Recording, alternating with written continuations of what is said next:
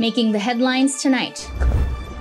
His Majesty the King of Cambodia commends the leadership of the National Assembly for enacting laws in accordance with the Cambodian Constitution.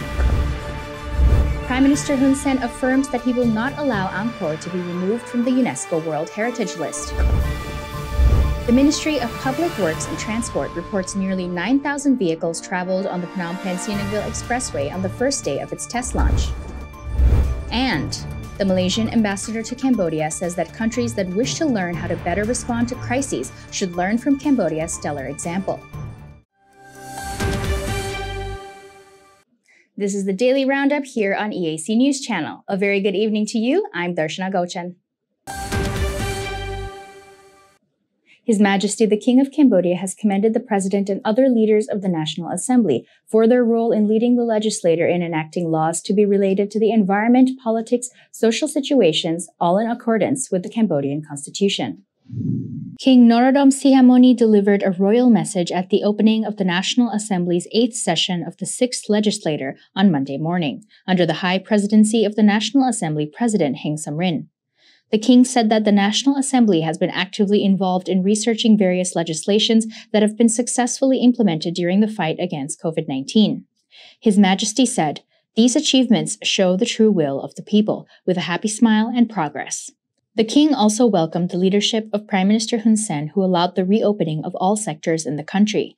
He said much effort has been made to lead Cambodia and gain the support of citizens across the country, including partners to develop the COVID-19 vaccination policy. The opening of the National Assembly's 8th session of the 6th legislature was attended by 93 members of the National Assembly. The session provided a briefing on the activities of the National Assembly between the 7th and 8th sessions of the 6th legislature. The session also deliberated on the validity of the mandates of 2 candidates elected to the 6th legislature of the National Assembly to replace past members who passed away. Heng Buntan, a member of parliament for Ratanakiri province, who replaced Bu Lam, and Nut Chia, a member of parliament for Phnom Penh, who replaced Chiep Sivon. Monday's National Assembly session was also set to elect Chan Nguyen as a member of the National Assembly's Committee on Interior, National Defense and Civil Service, and Sun Saphon as a member of the National Assembly's Committee on Foreign Affairs, International Cooperation, Propaganda, and Information. At the same time, the session also featured discussions of the draft law on the approval of the 4th Protocol on the amendment of the ASEAN Comprehensive Investment Agreement. Prime Minister Hun Sen has stated that he will not allow Angkor to be removed from the World Heritage List. He made this statement while speaking at the graduation ceremony for students of Vanda Institute on Monday morning. Prime Minister Hun Sen said that at this time, the government is using gentle methods to ask people to leave the Angkor area. However, in the future, if any citizens refuse to leave, the government will implement administrative measures where compensation for relocation will not be available.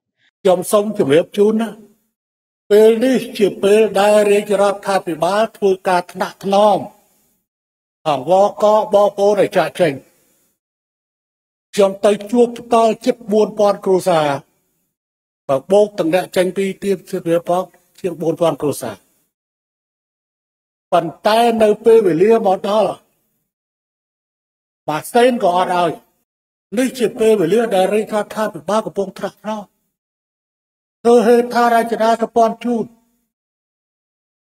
ប៉ុន្តែទៅដល់ពេលវេលាមួយហើយមិនមែនសុខចិត្តឲ្យអង្គរវត្តត្រូវគេដកចេញពីបេតិកភណ្ឌពិភពលោកទេច្បាស់ជាដកគ្រួសារហ្នឹងចេញ Currently, more than 6,000 families have been compensated by the government for relocating from the Angkor area to Runta Aik Natural Village in Siem Reap's Bante Strait district. This relocation to Runta Aik village is due to UNESCO saying that the buildings in the Angkor area have affected the historical site and must be demolished. If this problem persists, Angkor will be removed from the World Heritage Site list. Prime Minister Hun Sen has expressed outrage over some groups that have created a movement to urge people not to pay their bank debts. He said that the bank should confiscate property from such people. EAC News reporter Dekanin has more. Speaking at the graduation ceremony for more than 3,000 students of the Vanda Institute on Monday morning, 3rd of October, Prime Minister Hun Sen said that he learned that there is a movement to urge people not to repay their bank debts, a movement that has been started by people who live abroad.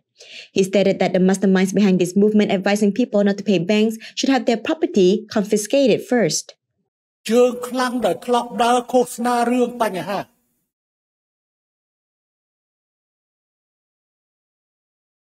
Cũng sao tại địa kia trường mốc sanh nhà tờ bộ mốc sanh nhà na đã tam mê khlang mau bị cái cái cái mà ao xong rồi rớp hẳn nó một cái thực xây lui kia ôi ơi mình choang xong kia đây cũng khôn hết. During a recent get-together with residents in Runtaik village, the Prime Minister also called on credit companies to provide a low-interest loan to Runtaik citizens with soft capital. In particular, he said credit companies should understand and facilitate people who owe the bank money but cannot afford to pay on time. Dekanin, EAC News.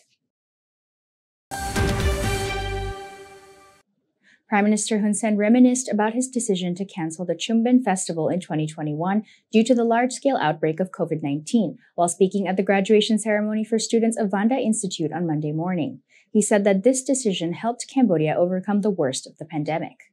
EAC News reporter Anthony Ellis has more details. Prime Minister Hun Sen added that his decision allowed Cambodia to enter the state of the new normal, leading to the joyous preparation of the celebration of Chumben Festival this year. He said he is assured that the decision he made in 2021 was correct. COVID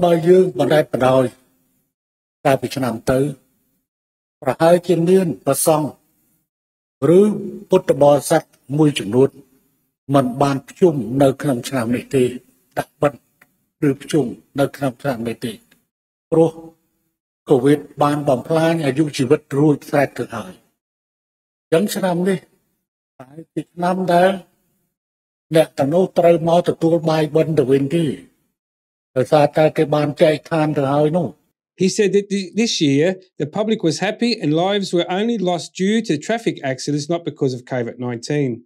According to the report of the General Commissioner of the National Police, during the 3-day Chumben Festival in 2022, from the 24th to 26th of September, there were a total 34 traffic accidents across the country caused by speeding and intolerant driving.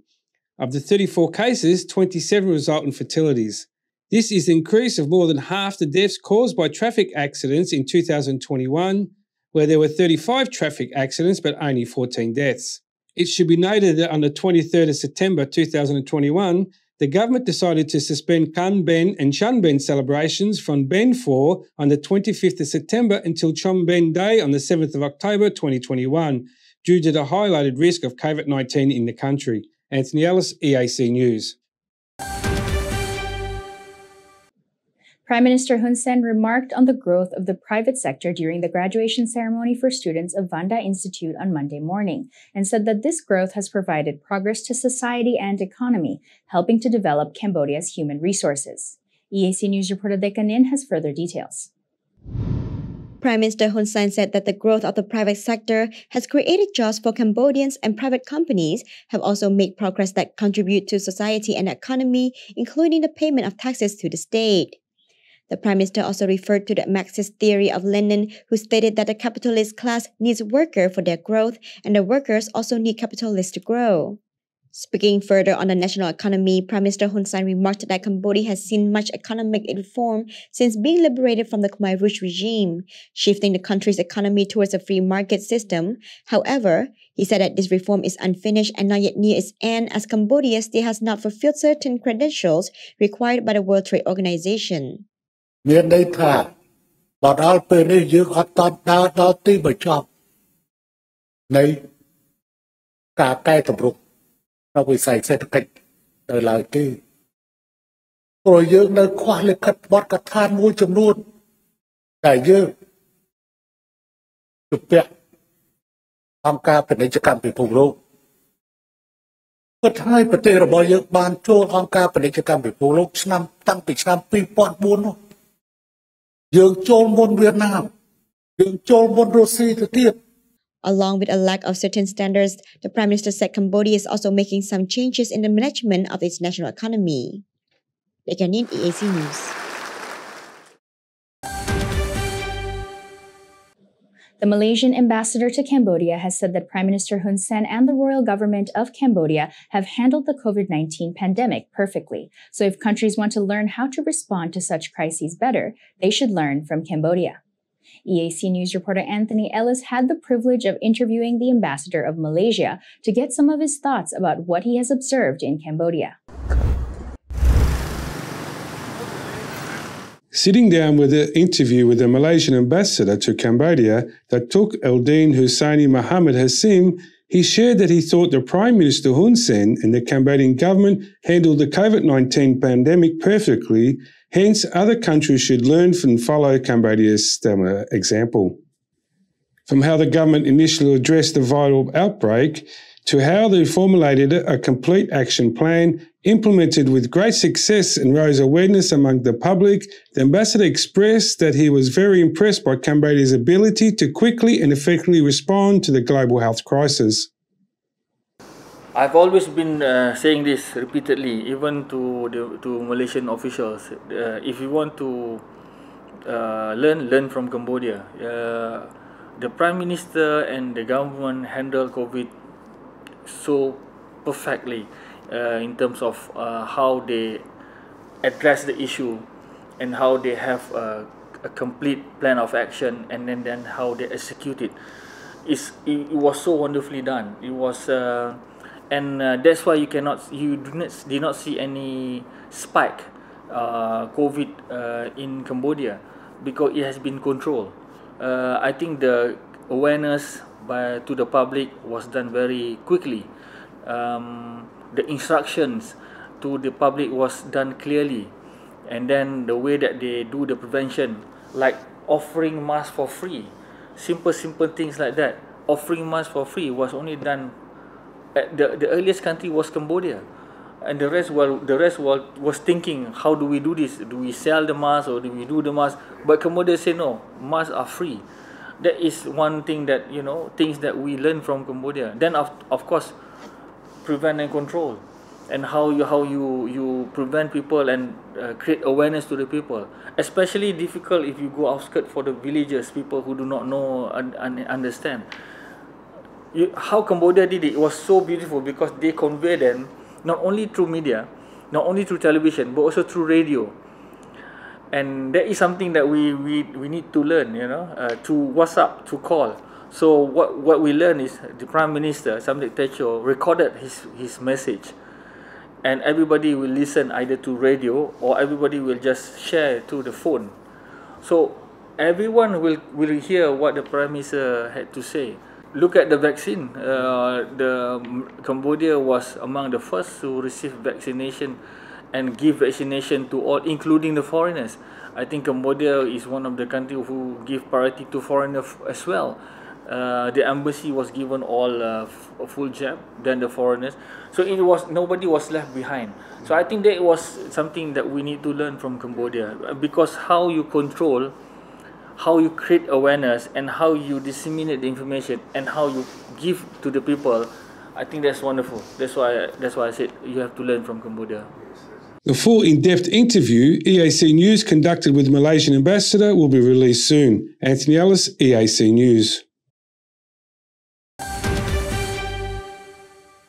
The Ministry of Public Works and Transport has reported that nearly 9,000 vehicles traveled on the Phnom Penh-Sihanoukville Expressway on the first day of its test launch, including both individual family cars and large transportation vehicles. According to the Ministry of Public Works and Transport, from 7 a.m. to 6 p.m. on Saturday, 1st October, 8,927 vehicles traveled on the Phnom Penh-Sihanoukville Expressway by entering and exiting through all 8 stations. The expressway saw use from both family travelers and technically compliant transport vehicles over the weekend, proving the expressway's high potential as an economic line. The ministry also confirmed that among the nearly 9,000 vehicles, there were also a number of cases where travelers needed consultation, requested more information, and sought out assistance for using the expressway, with a total of 52 lines contacting the 1399 helpline. The ministry also emphasized that all drivers and passengers on the expressway must strictly abide by the set safety standards and instructions, respecting the minimum requirements and conditions to drive on this highway, and with respect to all traffic laws to make your trip fun and safe.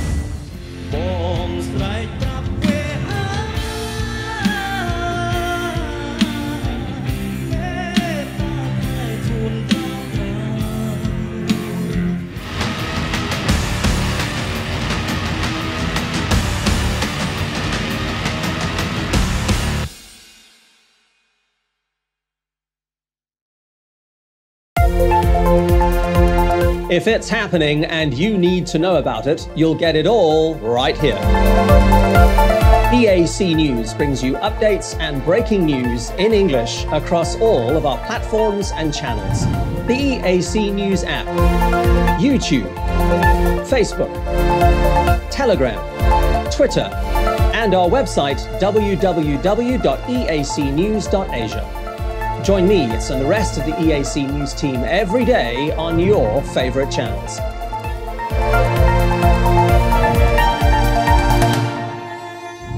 EAC News, Cambodia made clear.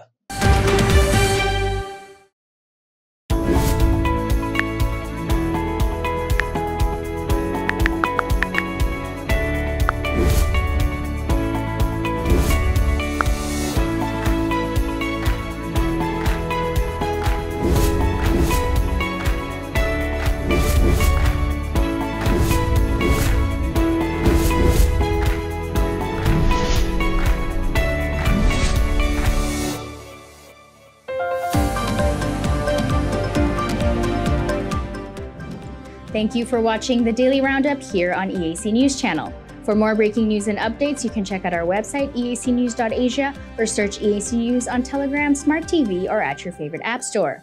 More from the EAC News team tomorrow night at 8 p.m. We will see you then.